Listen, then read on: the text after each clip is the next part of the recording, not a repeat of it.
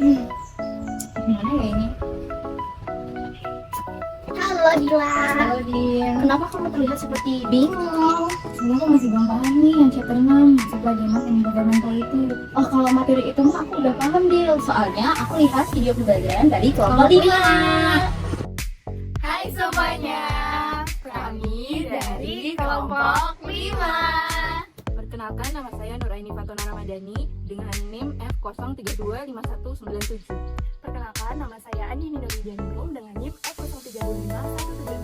Perkenalkan, saya Andina Nurmaila Haryanto dengan NIM F0325 Saya Suci Khairanisa dengan NIM F0325247. Perkenalkan, saya Fadila Aulianiwanti dengan NIM F03252557.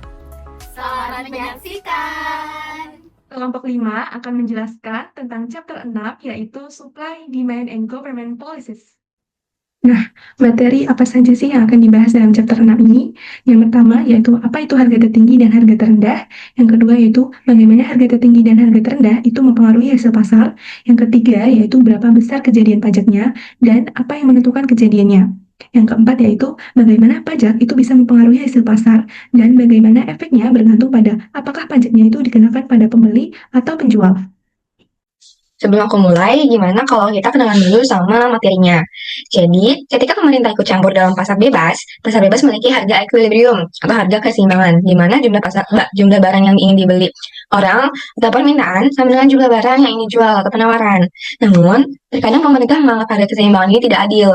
Bisa jadi terlalu tinggi bagi pembeli atau terlalu rendah bagi penjual. Oleh karena itu, pemerintah menerapkan pengendalian harga atau price controls.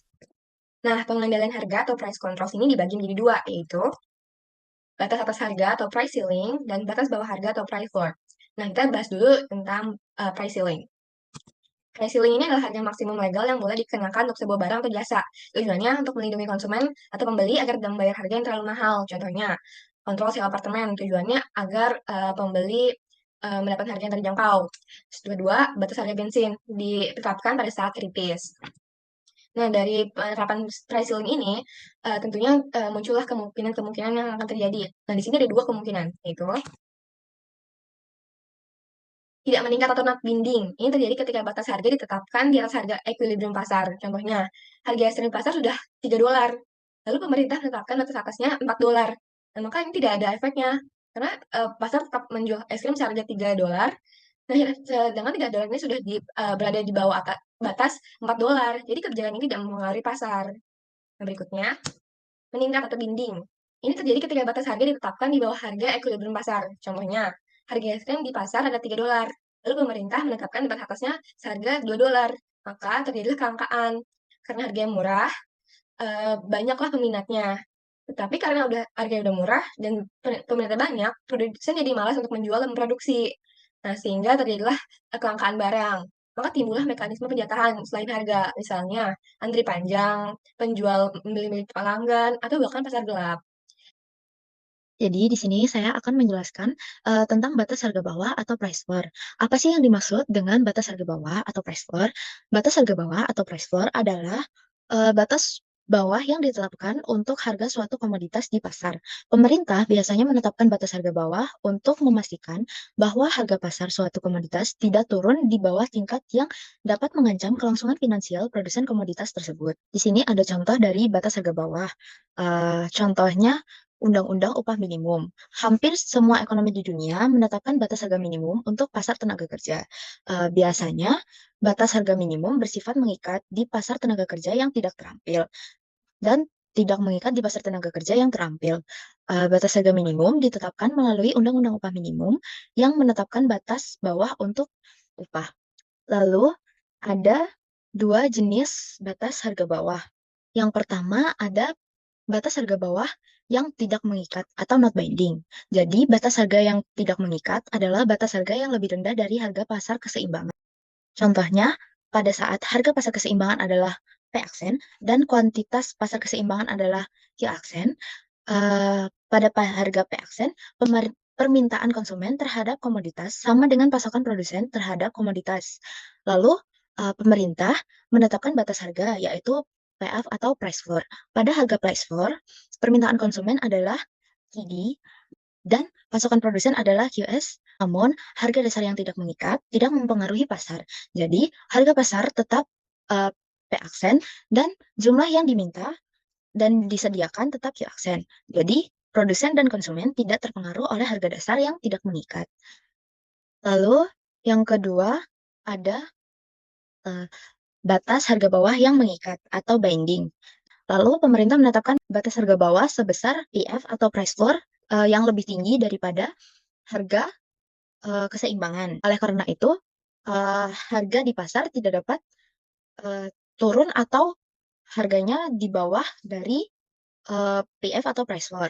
Jadi, pada saat harga PF atau price floor, permintaan konsumen adalah ide atau lebih rendah karena kurva permintaannya menurun. Dan pasokan produsen adalah QS atau lebih tinggi karena kurva pasokannya meningkat. Setelah penetapan batas harga, pasarnya menjadi tidak seimbang dan terdapat kelebihan pasokan sebesar QS dikurangi QD. Di sini, produsen lebih diuntungkan akibat batas harga minimum yang mengikat jika harga yang lebih tinggi atau di atas harga keseimbangan mengganti jumlah yang lebih sedikit yang terjual. Lalu, untuk konsumen, konsumen ini selalu dirugikan karena akibat dari batas harga minimum yang mengikat, mereka itu harus membayar lebih untuk jumlah yang lebih sedikit. Lalu ada upah minimum. Undang-undang upah minimum tidak mempengaruhi pekerja yang memiliki keterampilan tinggi, tapi undang-undang tersebut mempengaruhi pekerja remaja. Jadi, ada studi jika ada kenaikan upah minimum sebesar 10%, itu akan meningkatkan pengangguran remaja sebesar 1-3%. Selanjutnya kita bakal membahas tentang pajak nih. Jadi semua pemerintahan, mulai dari pemerintahan nasional di seluruh dunia hingga pemerintah di kota-kota kecil, memungut pajak pada barang dan jasa untuk meningkatkan pendapatan guna membiayai pertahanan nasional, sekolah umum, dan lain-lain. Nah, pajak yang dikenakan pemerintah pada barang dan jasa ini dapat dihitung melalui yang pertama persentase harga barang, yang kedua pajak per unit. Nah, dalam bab ini kita bakal berfokus pada pajak per unit, yaitu pajak yang besarnya tetap untuk setiap barang yang dijual. Di sini kita mau fokus dari sisi pembeli dulu nih, atau tax on buyers. Kita langsung masuk ke contoh ya. Misalnya, pemerintah itu mengenakan pajak kepada pembeli sebesar $1.50 untuk pizza yang dibeli. Nah, diketahui di awal tuh sebelum dikenakan pajak, pembeli itu bersedia membeli 500 pizza dengan harga $10. Namun setelah pajak, pembeli ini udah nggak bersedia nih membeli 500 pizza dengan harga yang sama, yaitu $10. Terus gimana biar pembeli ini bersedia membeli 500 pizza? Yaitu dengan cara $10 ini kita kurangkan dengan pajak yang tadi, yaitu $1.50, sehingga hasilnya menjadi $8.50. Nah, di harga $8.50 inilah pembeli itu bersedia membeli 500 pizza. Di sini juga terlihat dari kurva permintaannya bahwa bergerak dari D1 berpindah ke D2. Selanjutnya, apabila pajak itu sudah ditetapkan, maka keseimbangan baru itu akan terbentuk.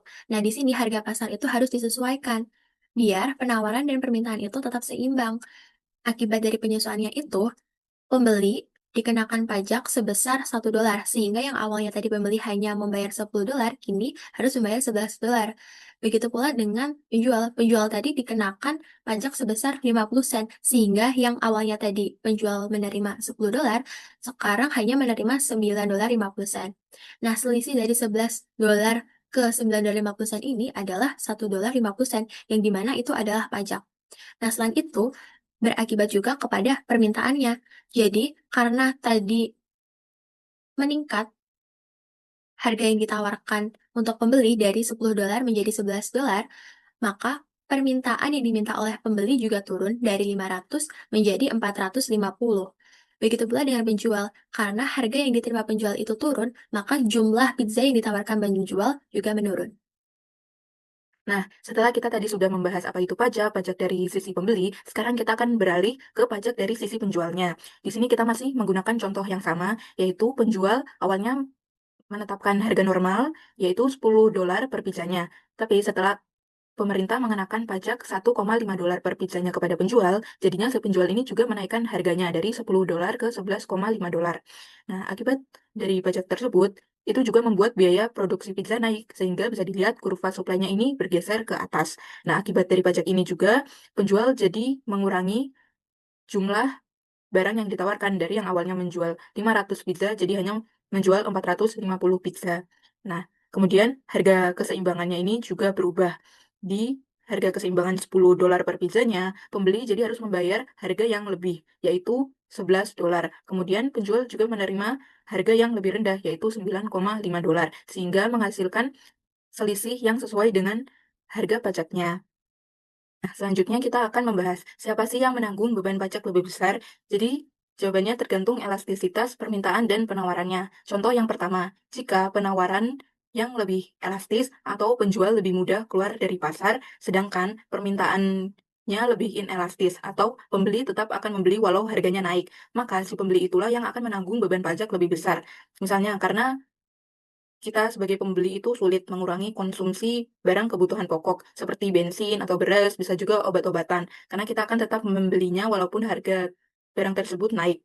Nah, contoh yang kedua, jika permintaan lebih elastis, yaitu pembeli mudah berpindah ke produk yang lain, sedangkan penawaran yang lebih inelastis, sehingga penjual itu sulit keluar dari pasar. Maka penjual itulah yang menanggung beban pajak lebih besar. Contohnya, produsen rumah atau nelayan yang sulit berhenti berproduksi dalam waktu singkat. Dan mereka tetap menjual produk mereka walaupun harganya itu turun. Jadi mereka lah yang akhirnya harus menanggung lebih banyak pajak. Jadi kesimpulannya, pihak yang lebih inelastis atau tidak mudah berubah terhadap perubahan harga yang ada, maka ialah yang akan menanggung beban pajak lebih besar. Nah, selanjutnya kita akan membahas siapa yang membayar pajak barang mewah. Kita akan mengambil contoh kasus di tahun 1990. Pemerintah Amerika Serikat menerapkan pajak barang mewah seperti kapal pesiar, jet pribadi, dan mobil mahal yang tujuan awalnya itu untuk mengenakan pajak kepada orang kaya yang mampu membeli barang mewah tersebut. Tetapi kenyataannya berbeda. Permintaan barang mewah ini bersifat elastis karena orang-orang bisa membeli produk lain yang lebih murah dan orang kaya bisa menunda membeli. Jadinya penawaran ini bersifat inelastis. Perusahaan atau penjual ini sudah memproduksi dan tidak bisa berhenti. Jadinya mereka tetap harus menjual dengan harga yang rendah. Akibatnya, perusahaan pembuat kapal dan pekerja industri ini justru menanggung beban pajak yang lebih besar dan juga bisa mengakibatkan banyak perusahaan kapal bangkrut dan pekerjaannya kehilangan pekerjaan. Nah, selanjutnya yaitu contoh soal dari Active Learning 1, yaitu price selling $90. Definisi dari price selling adalah harga maksimum yang sah. Jadi dalam kasus ini itu, dalam kasus price selling $90, harga itu tidak boleh melebihi dari $90. Contohnya dari pemerintah itu bilang harga kamar hotel itu tidak boleh lebih dari $90. Nah, tujuannya agar rakyat kecil atau orang yang berpendapatan rendah itu mampu menyewa kamar. Nah, dampaknya apa? Dampaknya dari price selling $90 di sini adalah yang pertama yaitu harga turun dari $100 menjadi $90. Kalau dari $100 di sini, yaitu kita bisa melihat harga keseimbangan atau titik keseimbangannya itu ada di harga $100. Nah, dampaknya itu harga turun dari $100 menjadi $90 karena pemerintah itu bilang tadi harga kamar hotel itu tidak boleh lebih dari $90. Kemudian dari pihak konsumen itu senang karena harganya tuh murah $90. Itu karena orang-orang tuh banyak yang menyewa kamar gitu. Jadi permintaannya tuh naik menjadi 120 kamar. Nah, tahu dari 120 kamar di sini, teman-teman bisa melihat dari garis demand-nya ini, titiknya di sini bertemu di 120. Kemudian dari pihak hotel, mereka kecewa karena harga itu terlalu rendah gitu. Jadi hotel tuh malas menawarkan banyak kamar atau malah mengurangi layanannya. Dan penawarannya turun menjadi 90 kamar. Bisa dilihat dari garis supply-nya di sini, ini bertemu di titik 90. Hasilnya itu terjadi kekurangan atau shortage kamar sebanyak 30. Jadi ada 120 orang yang mau menyewa, tapi cuma ada 90 kamar. Jadi 30 kamarnya itu kurang. Jadi mungkin dari pihak hotel akan memilih penyewa secara subjektif. Jadi misalnya pihak hotel hanya menyewa hanya untuk teman atau kenalan. Setelah mendengar penjelasan dari teman-teman tadi, kita akan menyimpulkan bab dari chapter 6 ini. Nah, yang pertama yaitu batas harga tertinggi adalah batas harga maksimum yang sah untuk suatu barang. Contohnya adalah pengendalian sewa. Jika batas harga tertinggi di bawah harga keseimbangan pasar, hal tersebut akan mengikat dan menyebabkan kekurangan. Yang kedua yaitu harga dasar adalah harga minimum yang sah untuk suatu barang. Contohnya adalah upah minimum. Jika harga dasar di atas harga keseimbangan pasar, maka harga tersebut akan mengikat dan menyebabkan surplus. Surplus tenaga kerja yang disebabkan oleh upah minimum adalah pengangguran.